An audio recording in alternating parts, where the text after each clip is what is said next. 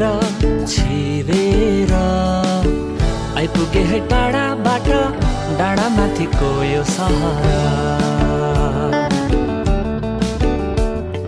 सानो रेलको सिटी सुन्दै मनमा मिठो सपना बुन्दै, सानो रेलको सिटी सुन्दै मनमा मिठो सपना बुन्दै। पुरा भएछ है आज दार्जिलिङ हेर्ने रहर,